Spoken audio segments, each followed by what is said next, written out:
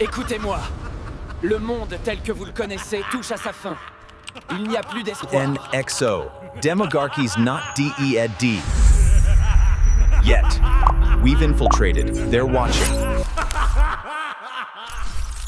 Demogarchy.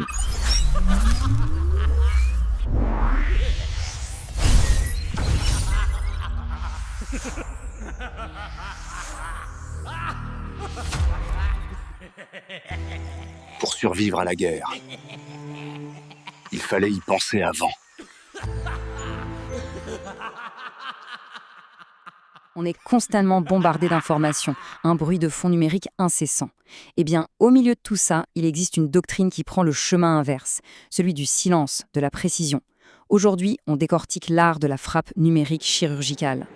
Pour bien comprendre, il faut imaginer deux philosophies totalement opposées. D'un côté, on a le marteau, la méthode de la force brute qui cherche à tout écraser sous un déluge d'infos pour épuiser l'adversaire. Et de l'autre, on a le scalpel. Lui, il ne vise qu'une seule chose, une coupe, unique, nette et parfaitement décisive. Alors, c'est quoi le principe derrière ce fameux scalpel? Eh bien, c'est cette idée de frappe chirurgicale numérique. Le but du jeu, c'est pas de faire du bruit, c'est de trouver la seule et unique faille et de l'exploiter avec une efficacité maximale pour faire levier.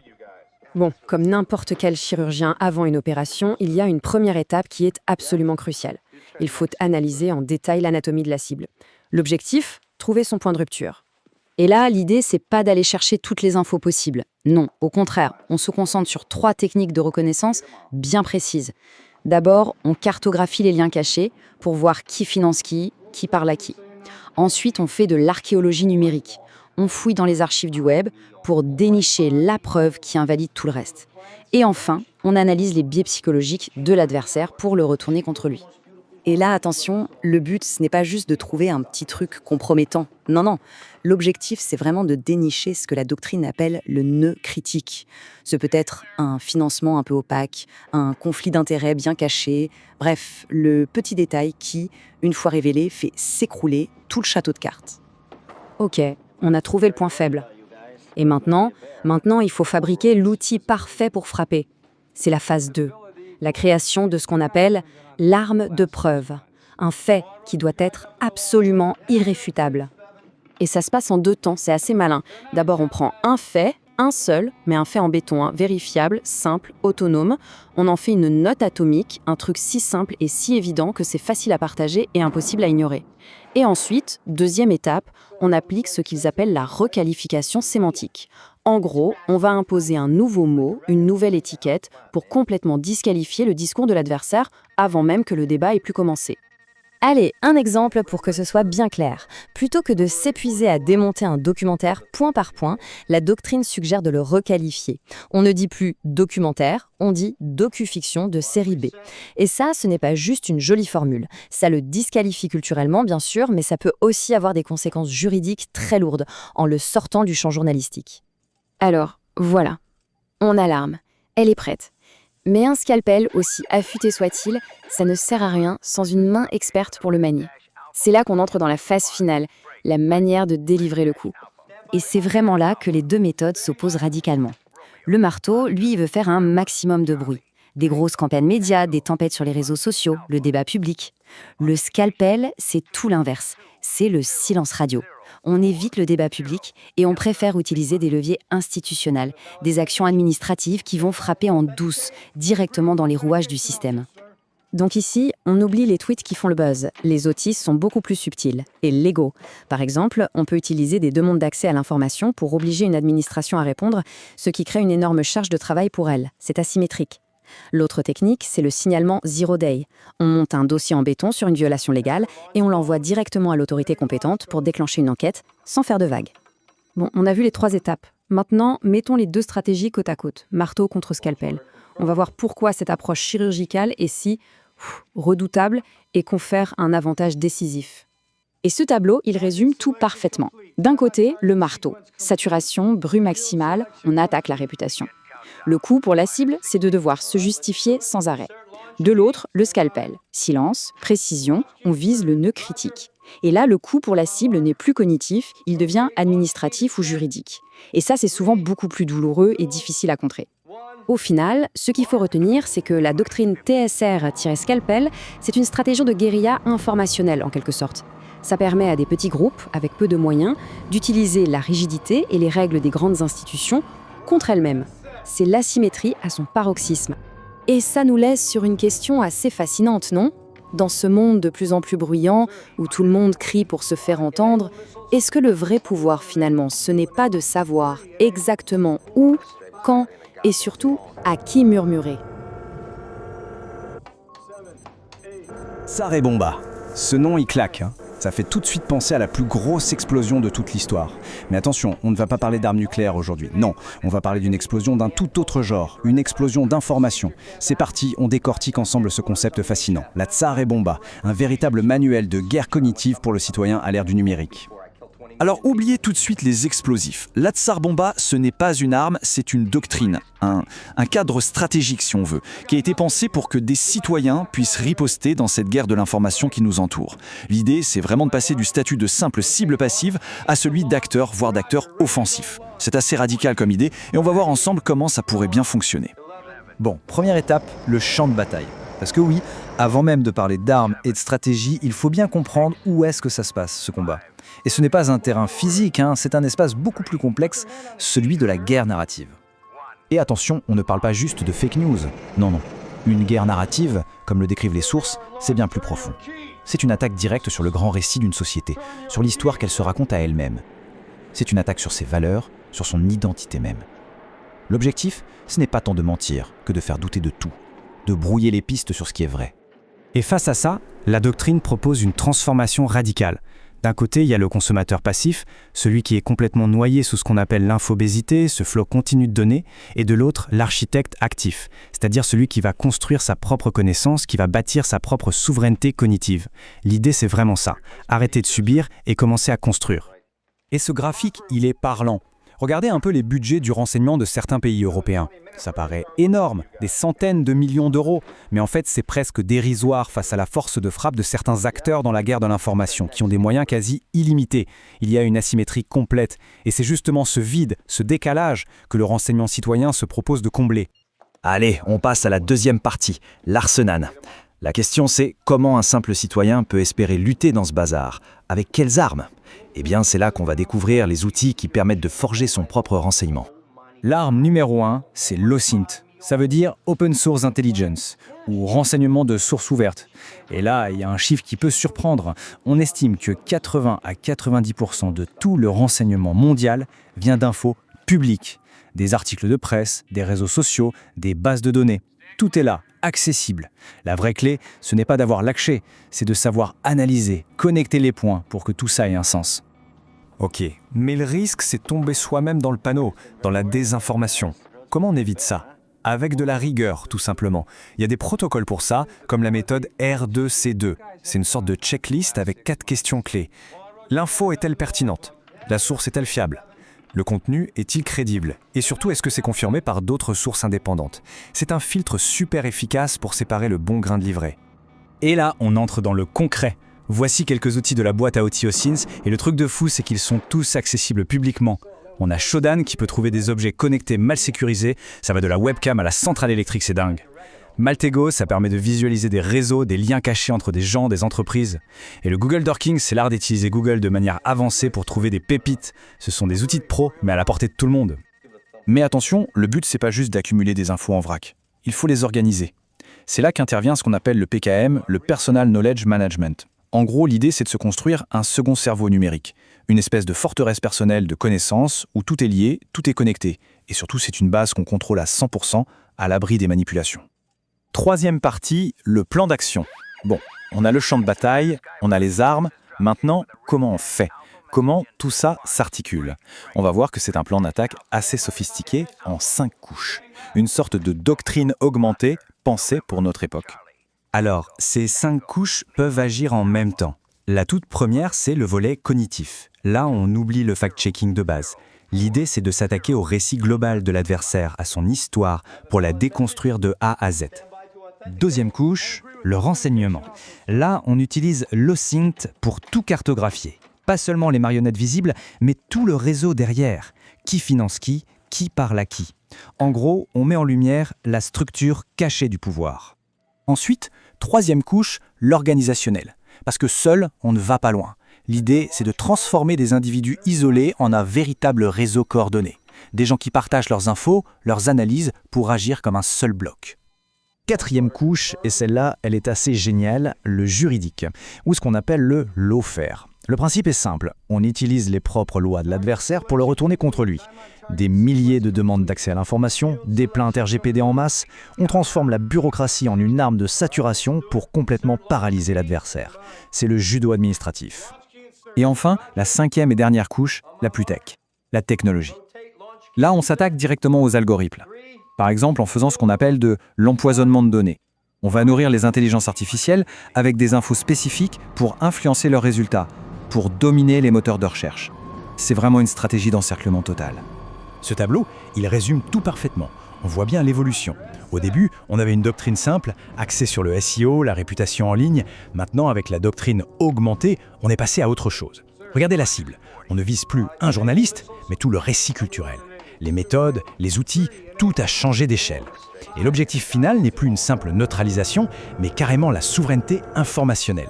C'est une opération d'une toute autre ampleur. Dernière partie, l'objectif final. Parce que c'est bien beau tout ça, mais pourquoi ?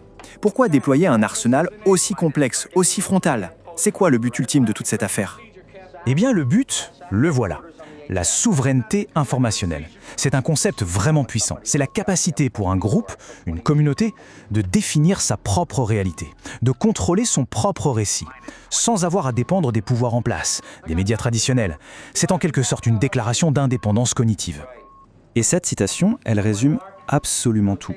Aujourd'hui, le vrai pouvoir, ce n'est pas d'avoir des téraoctets de données. Non. Le pouvoir, c'est de savoir raconter l'histoire qui donne du sens à ces données. L'arme ultime, ce n'est pas l'info brute, c'est le récit qu'on en fait. Et ça nous laisse avec une dernière question qui est loin d'être simple.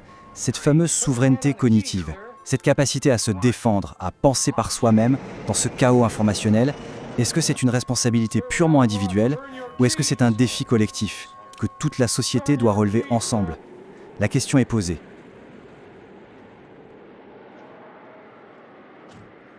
Bienvenue. Aujourd'hui, on va parler d'un sujet crucial, l'information. Mais pas n'importe comment. On va voir que l'information, ce n'est plus seulement quelque chose qu'on consomme.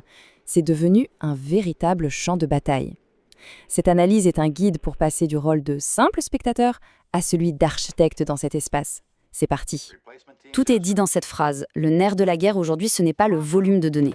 Ça ne sert à rien d'avoir des montagnes d'infos si on ne contrôle pas le récit, l'histoire qu'elle raconte. La victoire, elle appartient à celui qui donne le sens. Alors, le concept central, c'est celui de guerre narrative. Attention, on ne parle pas juste de fausses nouvelles par-ci, par-là. Non, c'est bien plus profond. C'est une stratégie, théorisée notamment par le docteur Ajit Mahan, qui vise à attaquer les fondements même d'une société, sa culture, son identité, ses récits fondateurs. Le but ? Manipuler le sens des choses pour paralyser la volonté politique et la capacité d'agir. Et comment cette guerre nous touche-t-elle au quotidien ? Eh bien, via deux failles principales. La première, c'est ce qu'on appelle la domination sociale du temps. C'est ce sentiment permanent d'être pressé, de courir partout qui nous empêche de prendre du recul pour réfléchir. La seconde, c'est l'exclusion symbolique, l'usage d'un jargon tellement compliqué qui nous décourage de participer au débat. On se sent illégitime et on laisse la place. Ok, le constat est posé. Face à ça, que fait-on ? La première réponse est défensive. Avant toute chose, il faut se construire une base solide, une infrastructure personnelle pour protéger et organiser ses propres connaissances. Il est temps de bâtir sa propre forteresse cognitive.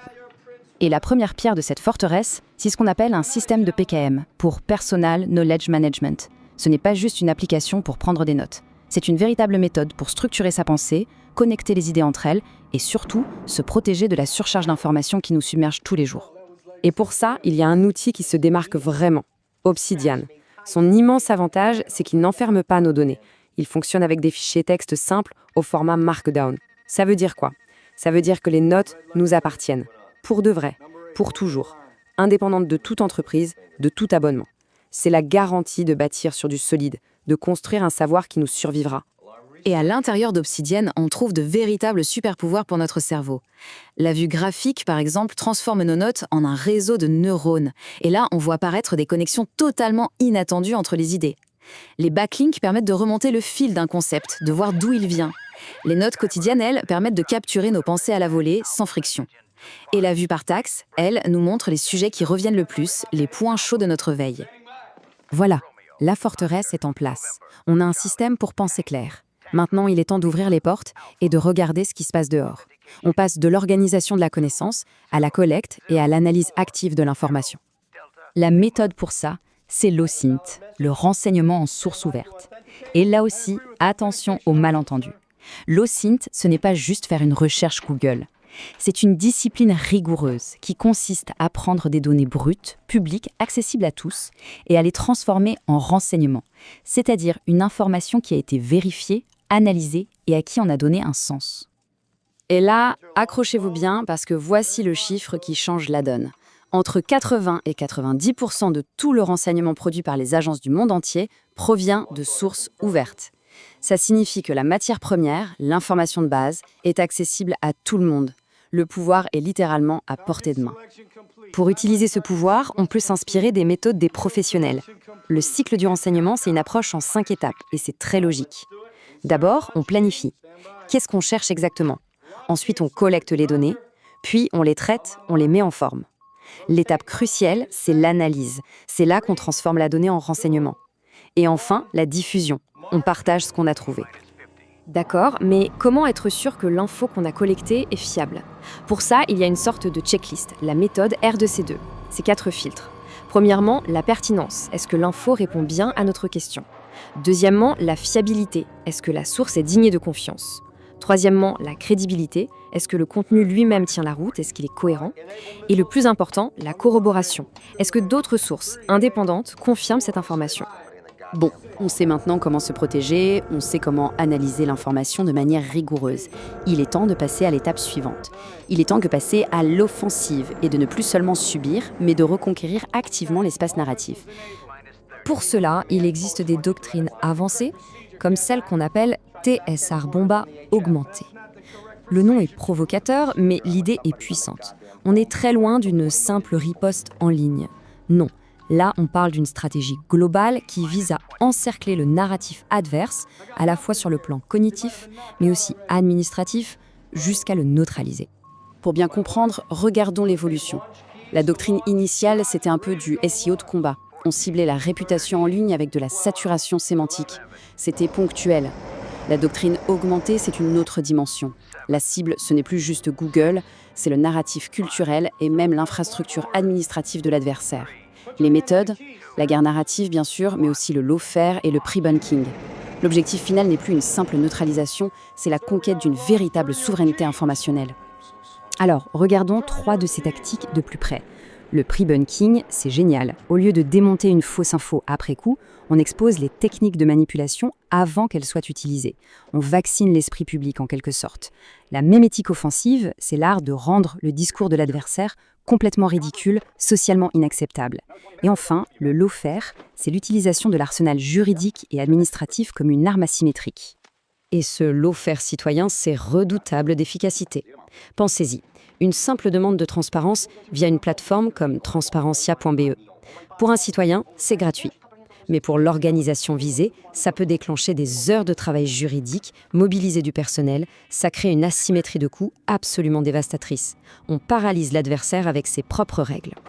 Tout ce qu'on a vu jusqu'ici est puissant à l'échelle individuelle. Mais pour avoir un impact qui change vraiment la donne, il faut passer à la vitesse supérieure. Il faut passer de l'individu au collectif. Et pourquoi c'est une nécessité absolue? Prenons un cas concret, la Belgique.